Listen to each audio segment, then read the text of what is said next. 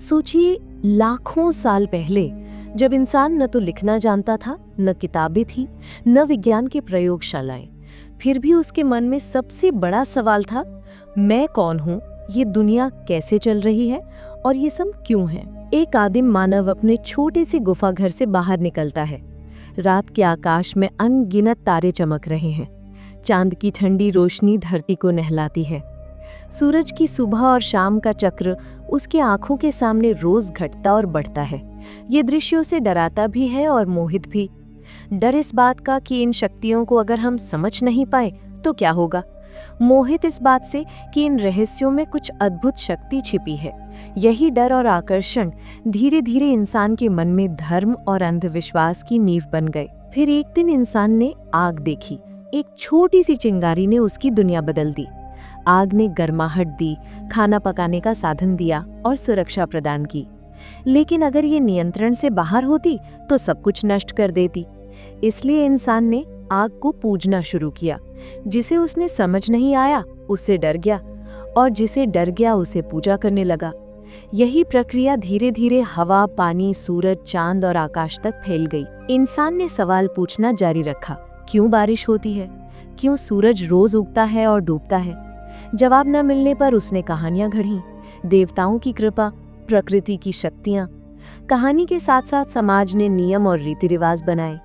जो व्यक्ति इन कहानियों को समझकर दूसरों को सही राह दिखाता, वही नेता या गुरु बन गया। लेकिन इंसान सिर्फ डर कर नहीं बैठा, उसने पैटर्न देखा। सूरज रोज एक दिशा से आता है, चांद घटता बढ़ता है, तारे लगातार चलते हैं। यही जिज्ञासा धीरे धीरे विज्ञान का बीज बन गई। धर्म ने उसे सुरक्षा दी, विज्ञान ने सवाल पूछने और समझने की राह दिखाई। दोनों धाराएं साथ साथ चली, कभी संघर्ष में, कभी संतुलन में। समाज बड़ा हुआ, भाषा विकसित हुई, कहानियां मजबूत हुई। लेकिन कुछ लोग संतुष्ट नहीं थे। उन्होंने पूछा, बारिश क्यों होती है, बिजली कैसे गिरती है, आग लगने के पीछे क्या कारण है। ये लोग आगे चलकर विज्ञान के पहले खोजकर्ता बने। लेकिन धर्म के संरक्षक खुश नहीं थे। यही वो मोड़ था जहां विज्ञान और धर्म की टकराहट और अंधविश्वास का आरंभ हुआ। इंसान ने जब देखा कि आग, पानी, हवा और आकाश उसके जीवन के मालिक की तरह हैं, तब उसने सोचा कि इन शक्तियों को खुश रखना जरूरी है। यही सोच धीरे धीरे अनुष्ठानों में बदलने लगी। सबसे पहले इंसान ने बलिदान देना शुरू किया। कभी जानवरों की बलि, कभी अनाज की आहुति, कभी अपने श्रम और समय को चढ़ावा बनाकर। उसका विश्वास था कि जितना अधिक वो चढ़ाएगा उतनी ही प्रसन्न होंगी ये अदृश्य शक्तियां। यही अनुष्ठान समय के साथ धार्मिक रीति रिवाज बने। गुफा की अंधेरी दीवारों पर चित्र बनाने वाला आदिम मानव अब देवताओं की मूर्तियां गढ़ने लगा। लकड़ी, पत्थर और धातु से बने ये रूप इंसान को सुरक्षा का एहसास दिलाते थे। वो मानता कि देवता उसके पास मौजूद हैं, उसे देख रहे हैं और उसकी प्रार्थनाएं सुन रहे हैं। इस विश्वास ने इंसान को एकजुट करना शुरू किया। धीरे धीरे छोटे छोटे कबीले देवताओं के नाम पर एक दूसरे से जुड़ गए। जैसे जैसे समाज बड़ा हुआ, वैसे वैसे धर्म भी बड़ा होता गया। अब सिर्फ आग या बारिश को देवता मानना काफी नहीं था। इंसान ने नैतिकता को भी देवताओं से जोड़ दिया। झूठ मत बोलो, चोरी मत करो, हत्या मत करो, ये सब बातें केवल सामाजिक नियम नहीं रहीं, बल्कि ईश्वर के आदेश बन गई। अगर कोई नियम तोड़ेगा तो देवता नाराज होंगे और दंड देंगे। इस व्यवस्था ने समाज में अनुशासन कायम किया। इंसान को ऐसा लगा कि कोई अदृश्य शक्ति हर समय उसे देख रही है। समय बीतता गया और धर्म ने और गहरी जड़ें पकड़ ली। फिर धर्म के चारों ओर कहानियां बुनी गई। ये कहानियां पीढ़ी दर पीढ़ी सुनाई जाती रहीं। देवताओं की शादियां, उनके युद्ध, उनके संतानें, सब कुछ इंसानी जीवन की तरह चित्रित किया गया। इंसान ने अपने ही डर और इच्छाओं को देवताओं पर थोप दिया। अगर इंसान गुस्से में रहता था तो देवता भी गुस्से हो जाते थे। अगर इंसान प्रेम चाहता था तो उसने प्रेम की देवी गढ़ ली। अगर इंसान युद्ध करता था तो उसने युद्ध के देवता बना दिए। इन कहानियों ने धर्म को रंगीन और आकर्षक बना दिया। अब धर्म केवल डर पर आधारित नहीं रहा, बल्कि उसने इंसान की कल्पना और संस्कृति को भी आकार देना शुरू किया। मंदिर, मस्जिद, चर्च, पिरामिड, ये सब धर्म की शक्ति के प्रतीक बने। हर जगह इंसान ने आस्था को पत्थर और ईंटों में उतार दिया। लेकिन यहीं से एक और परत शुरू हुई। धर्म के नाम पर सत्ता भी जुड़ गई। जो लोग देवताओं की भाषा समझने का दावा करते थे, वो धीरे धीरे समाज के अगुवा बन गए। पुजारी, साधु, ओरेकल, पैगंबर, ये सब अलग अलग संस्कृतियों में जन्मे। आम आदमी मानता कि देवता बहुत दूर हैं, उनकी इच्छा केवल ये चुने हुए लोग ही समझ सकते हैं। यही विश्वास धर्म को सिर्फ आध्यात्मिक शक्ति नहीं, बल्कि राजनीतिक ताकत भी बना गया। समाज का नेतृत्व करने वालों ने जल्दी ही समझ लिया कि धर्म सबसे बड़ा हथियार है। सैनिकों के तलवार जितनी ताकतवर नहीं होती, उतनी ताकत किसी व्यक्ति के दिल में बैठा हुआ विश्वास होता है। अगर लोगों को यकीन हो जाए कि ये युद्ध ईश्वर की इच्छा है, तो वो बिना सवाल किए जान देने को तैयार हो जाते हैं। यही वजह है कि इतिहास में बड़े बड़े युद्ध धर्म के नाम पर लड़े गए। धर्म ने इंसान को एकजुट भी किया, लेकिन बांटा भी। उसने प्रेम भी सिखाया और नफरत भी। उसने करुणा की शिक्षा दी, लेकिन साथ ही दूसरे धर्मों को दुश्मन बताने वाली मानसिकता भी दी। इंसान प्रकृति से डरकर धर्म की ओर आया था, लेकिन अब धर्म की ताकत से दूसरे इंसानों को डराने लगा। और इसी बिंदु पर कहानी में एक नया मोड़ आता है। इंसान अब केवल देवताओं की कथाओं पर संतुष्ट नहीं रहा। उसके मन में नए सवाल उठने लगे। क्या सचमुच बारिश किसी देवता की कृपा से होती है? क्या बीमारी कोई शैतान लाता है, या इसकी कोई और वजह भी हो सकती है? क्या आकाश के तारे देवताओं की आंखें हैं या कुछ और? यही सवाल धीरे धीरे विज्ञान की ओर ले गए। धर्म और आस्था ने इंसान को दिशा दी, लेकिन कहीं ना कहीं सवालों की भूख अभी भी अधूरी थी। इंसान का मन संतोष से ज्यादा जिज्ञासा चाहता था। वो देखता कि हर बार सूरज एक ही दिशा से उगता और एक ही दिशा में डूबता है। वो नोटिस करता कि चांद महीने भर में घटता और बढ़ता है। तारों की चाल एक तय पैटर्न में है। अगर ये सब सचमुच देवताओं की मर्जी पर चलता, तो फिर इतना व्यवस्थित क्यों होता? देवताओं का क्रोध तो अराजक होता है, लेकिन यहाँ तो सब कुछ किसी नियम का पालन करता दिखता है। यही विचार आगे चलकर विज्ञान की पहली चिंगारी बना। मानव सभ्यता ने धीरे धीरे खेतों की ओर कदम बढ़ाए। शिकारी से वो किसान बना। खेती के लिए उसे मौसम, चक्र और आकाश को समझना जरूरी था। तभी कैलेंडर का जन्म हुआ। तारों और ग्रहों की चाल को देखकर फसल बोने और काटने का समय तय किया जाने लगा। इसी से खगोल विद्या की शुरुआत हुई। लेकिन ये खगोल विद्या धीरे धीरे धर्म और ज्योतिष से अलग होकर ज्ञान का स्वतंत्र रूप लेने लगी। प्राचीन मिस्र में पिरामिड खड़े किए गए, जिनकी गणना और वास्तुकला आज भी वैज्ञानिक दिमाग को चौंकाती है। बेबीलोन और मेसोपोटामिया में गणित और खगोल के नियम लिखे जाने लगे। भारत में वैदिक ऋषियों ने शून्य और गणना का सिद्धांत खोजा। यूनान में थेलीज, पाइथागोरस और अरस्तु जैसे चिंतक पैदा हुए। ये लोग देवताओं की कथाओं से अलग हटकर ये कहने लगे कि दुनिया किसी नियम के तहत चलती है और उन नियमों को समझा जा सकता है। मगर असली विस्फोट तब हुआ जब यूरोप में पुनर्जागरण आया। सदियों तक चर्च और धार्मिक सत्ता ने ज्ञान को दबा कर रखा था। जिसने भी अलग सोचने की कोशिश की, उसे गुनहगार ठहराया गया। लेकिन एक एक कर साहसी लोग उठे और उन्होंने परंपरा की जंजीरों को तोड़ना शुरू किया। कोपर्निकस ने कहा कि पृथ्वी ब्रह्मांड का केंद्र नहीं, बल्कि सूर्य की परिक्रमा करती है। गैलीलियो ने दूरबीन उठाकर आसमान देखा और चर्च के बनाए भ्रम तोड़ दिए। न्यूटन ने दिखाया कि सेब गिरने से लेकर ग्रहों की गति तक सब एक ही नियम, गुरुत्वाकर्षण से समझाया जा सकता है। ये वो दौर था जब इंसान ने पहली बार महसूस किया कि उसे दुनिया को समझने के लिए देवताओं की कहानियों की जरूरत नहीं है। प्रकृति के रहस्य प्रकृति के नियमों से समझे जा सकते हैं। ये खोज केवल ज्ञान की नहीं, बल्कि आत्मसम्मान की भी थी। इंसान ने जाना कि वो अब अंधविश्वास का गुलाम नहीं, बल्कि सत्य का खोजी है। विज्ञान ने धीरे धीरे धर्म की पकड़ को कमजोर करना शुरू कर दिया। जहां पहले बीमारी को शैतान का असर माना जाता था, वहीं अब डॉक्टर और वैज्ञानिक ने दिखाया कि ये जीवाणुओं और वायरस का खेल है। जहां पहले ग्रहण को राक्षस का ग्रास बताया जाता था, वहीं विज्ञान ने बताया कि ये बस छाया का खेल है। जहां पहले भूचाल को देवता का क्रोध समझा जाता था, वहीं भूगर्भ शास्त्र ने धरती की परतों और प्लेटों की हलचल का रहस्य खोल दिया। हर खोज ने अंधकार से रोशनी की ओर ले जाने का काम किया, लेकिन इस रोशनी के साथ एक संघर्ष भी जन्मा। धार्मिक सत्ता को लगा कि विज्ञान उनके वजूद को चुनौती दे रहा है। वो जानते थे कि अगर लोगों को सच्चाई मिल गई तो डर का व्यापार बंद हो जाएगा। इसलिए कई वैज्ञानिकों को प्रताड़ित किया गया, जेलों में डाला गया, यहाँ तक कि जिंदा जला दिया गया।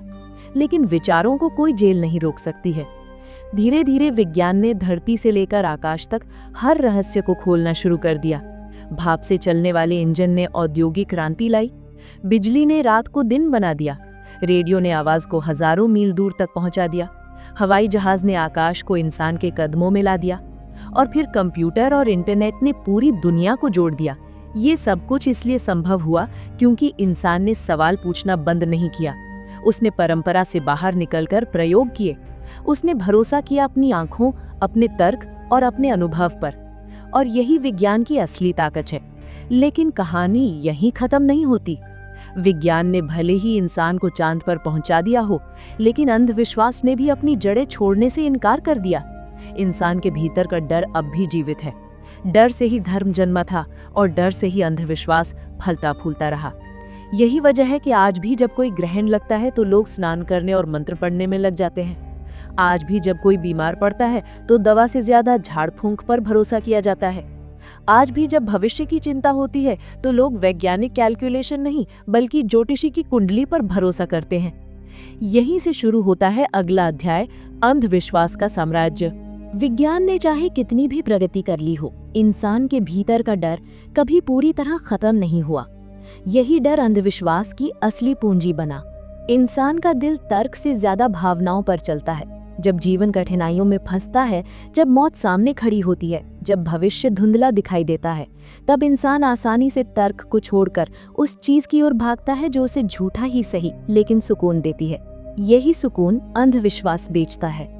आदिम समाज में अंधविश्वास का रूप सरल था। किसी ने छींका तो काम टाल दिया, उल्लू की आवाज सुनकर डर गए, बिल्ली रास्ता काट जाए तो ठहर गए। ये सब छोटे छोटे संकेत थे जिन्हें इंसान ने देवताओं या अदृश्य शक्तियों के संदेश मान लिया। धीरे धीरे ये आदतें पीढ़ी दर पीढ़ी परंपरा बन गई। आज भी लोग मानते हैं कि नींबू मिर्च लटकाने से बुरी नजर दूर रहती है या हाथ की रेखाओं में किस्मत छिपी होती है। समस्या तब बढ़ी जब अंधविश्वास केवल आदत नहीं रहा बल्कि एक धंधा बन गया। कुछ चतुर लोगों ने समझ लिया कि डर और अनिश्चितता इंसान को आसानी से गुलाम बना सकती है। उन्होंने खुद को भगवान का प्रतिनिधि घोषित कर दिया। वो बोले कि केवल वही है जो अदृश्य ताकतों से संवाद कर सकते हैं। उन्होंने मंत्र, तावीज, झाड़ फूंक और टोने टोटके का बाजार खड़ा कर दिया। इंसान ने भी राहत की तलाश में अपना सब कुछ इनके चरणों में समर्पित कर दिया। इतिहास में ऐसे अनगिनत उदाहरण हैं। मध्य युग में यूरोप के गांवों में लोग मानते थे कि जादूगरनियां बच्चों और फसलों को नुकसान पहुंचाती है। हजारों निर्दोष महिलाओं को चुड़ैल कहकर जिंदा जला दिया गया। भारत में लंबे समय तक दैवी रोग का डर फैलाया गया। किसी के बीमार पड़ने पर इलाज की बजाय बलि चढ़ाई जाती थी। अफ्रीका से लेकर एशिया तक अंधविश्वास ने लाखों जिंदगियां निगल ली। ये केवल बीमारी या मौत तक सीमित नहीं रहा। युद्धों में सैनिकों को तावीज पहनाए जाते थे कि वे गोली से बच जाएंगे। किसान अपने खेत में किसी विशेष मुहूर्त पर ही बीज बोते, वरना पूरी फसल चौपट हो जाएगी। गर्भवती स्त्रियों को कहा जाता कि ग्रह नक्षत्र बिगड़े तो बच्चा अशुभ पैदा होगा। हर स्थिति में इंसान ने तर्क से ज्यादा अंधविश्वास को गले लगाया। समस्या ये भी रही कि अंधविश्वास बहुत लचीला है। जैसे जैसे समाज बदलता गया, उसने अपना रूप बदल लिया। पुराने जमाने में टोने टोटके और बलि हुआ करती थी। आज ज्योतिष, वास्तु, रत्न और चमत्कारी बाबाओं का साम्राज्य है। इंटरनेट और टीवी ने इस कारोबार को और फैला दिया है। एक तरफ विज्ञान कहता है कि किसी ग्रह का असर इंसान की जिंदगी पर नहीं पड़ता, लेकिन दूसरी तरफ लाखों लोग टीवी पर राशिफल देखकर अपने दिन की शुरुआत करते हैं। आधुनिक दुनिया में भी अंधविश्वास ने विज्ञान का नकाब पहन लिया है। कुछ लोग वैज्ञानिक तर्क का हवाला देकर नकली दवाएं बेचते हैं। कोई कहता है कि ये चुंबकीय पत्थर आपके शरीर से बीमारी खींच लेगा। कोई दावा करता है कि इस विशेष जल से कैंसर तक ठीक हो जाएगा। असलियत में ये सब झूठ है, लेकिन निराश और डरे हुए लोग इसे पकड़ लेते हैं क्योंकि उन्हें उम्मीद चाहिए। यही उम्मीद अंधविश्वास का असली हथियार है। उम्मीद इंसान को जीवित रखती है, लेकिन जब ये उम्मीद झूठी हो तो वो शोषण का साधन बन जाती है। यही कारण है कि आज भी बाबा, गुरु, तांत्रिक और ज्योतिषी करोड़ों का साम्राज्य चलाते हैं। वे लोगों को बताते हैं कि उनकी परेशानी किसी ग्रह, किसी शत्रु, किसी बुरी आत्मा की वजह से है और उसका इलाज केवल उन्हीं के पास है। लोग अपनी जमीन जायदाद तक इनके पैरों में डाल देते हैं। दुखद बात यह है कि अंधविश्वास केवल व्यक्तिगत नुकसान नहीं करता, बल्कि पूरे समाज को पीछे धकेल देता है। जब लोग विज्ञान की जगह टोटके पर भरोसा करते हैं तो बीमारी बढ़ती है। जब लोग शिक्षा की जगह चमत्कार पर भरोसा करते हैं तो पीढ़ियां अज्ञानता में डूब जाती हैं। यही कारण है कि आज भी कई हिस्सों में पोलियो जैसी बीमारियों के खिलाफ वैक्सीन को पाप बताकर रोका जाता है। अंधविश्वास इंसान की कमजोरी पर पलता है और शक्ति की भूख रखने वालों के लिए अवसर बन जाता है। ये डर को आशा में बदलने का झूठा वादा करता है, लेकिन सच्चाई यही है कि ये इंसान की सोचने की क्षमता को कुंद कर देता है। और यहीं से कहानी हमें आज के दौर में लाती है। एक तरफ विज्ञान चांद और मंगल पर पहुंच चुका है, कृत्रिम बुद्धिमत्ता इंसान की सीमाओं को तोड़ रही है, लेकिन दूसरी तरफ इंसान अब भी राशियों, ग्रहों और बाबाओं की जंजीरों में जकड़ा हुआ है। यही वो संघर्ष है जो आज की दुनिया की असली तस्वीर पेश करता है। अब सवाल ये है कि आज का इंसान विज्ञान और अंधविश्वास के बीच किस ओर झुकेगा?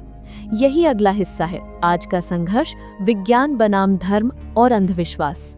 इंसान की कहानी इस मोड़ पर आ चुकी है जहां उसके पास दो रास्ते हैं। एक तरफ विज्ञान है जिसने चांद तक पहुंचने और मंगल पर रोवर उतारने की ताकत दी, जिसने इंटरनेट से पूरी दुनिया को एक गांव बना दिया, जिसने जीवन को इतना आसान कर दिया कि एक बटन दबाते ही खाना, दवा, गाड़ी और जानकारी घर तक पहुंच जाती है।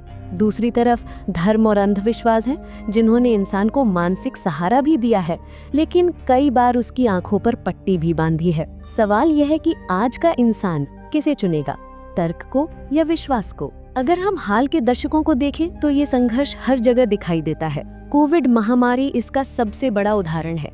विज्ञान ने महीनों की कठिन मेहनत के बाद वैक्सीन बनाई, लेकिन पूरी दुनिया में करोड़ों लोग अंधविश्वास और अफवाहों के शिकार हो गए।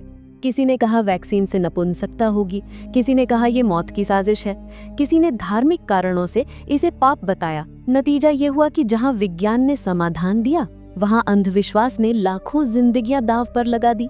यही संघर्ष शिक्षा और स्वास्थ्य से लेकर राजनीति और समाज तक फैला हुआ है। एक तरफ डॉक्टर हैं जो वैज्ञानिक तर्क से इलाज करते हैं, दूसरी तरफ झोला छाप और तांत्रिक हैं जो झाड़ फूंक और तावीज बेचकर लोगों की जान से खेलते हैं।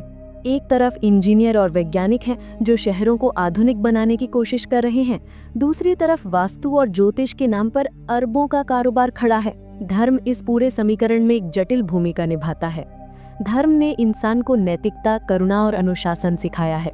ये नकारा नहीं जा सकता कि मंदिरों, मस्जिदों, चर्चों और गुरुद्वारों ने इंसान को एकजुट करने में, पीड़ा बांटने में और सहारा देने में अहम भूमिका निभाई है। लेकिन यही धर्म जब अंधविश्वास और सत्ता का साथी बन जाता है, तब वो इंसान को पीछे ढकेल देता है।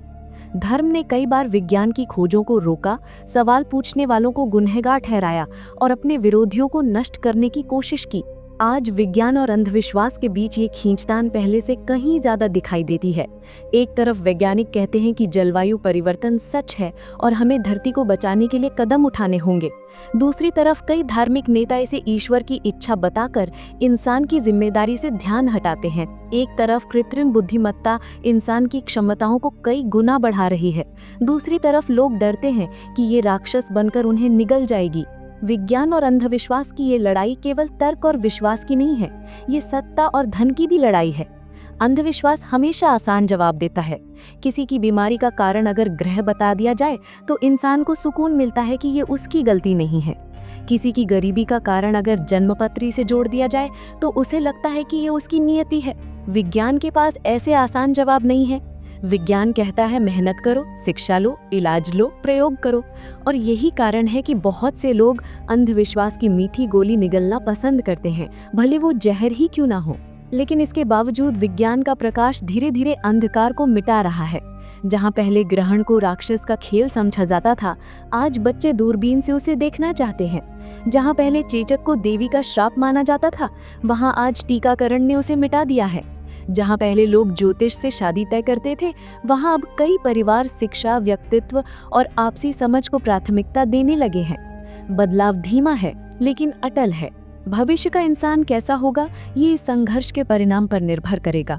अगर वो विज्ञान की ओर झुका तो वो और ऊंचाई छुएगा, मंगल पर शहर बसाएगा, बीमारियों को जड़ से मिटाएगा और शायद अमरता की ओर कदम बढ़ाएगा। लेकिन अगर वो अंधविश्वास की गिरफ्त में रहा तो वही चक्कर दोहराएगा, युद्ध, बीमारी, भेदभाव और धोखे के। आखिरकार सवाल ये नहीं है कि विज्ञान जीतेगा या धर्म, बल्कि ये कि इंसान अपनी जिज्ञासा और अपने डर को कैसे संतुलित करेगा। धर्म अगर करुणा और नैतिकता सिखाए और विज्ञान अगर तर्क और प्रगति दे, तो इंसान दोनों का संतुलन बनाकर एक बेहतर दुनिया बना सकता है। लेकिन अगर धर्म अंधविश्वास के साथ खड़ा हुआ और विज्ञान को दुश्मन मानता रहा, तो इंसान का भविष्य अधर्म में रहेगा। कहानी की शुरुआत आदिम मानव से हुई थी, जिसने आकाश की ओर देखा और सवाल किया।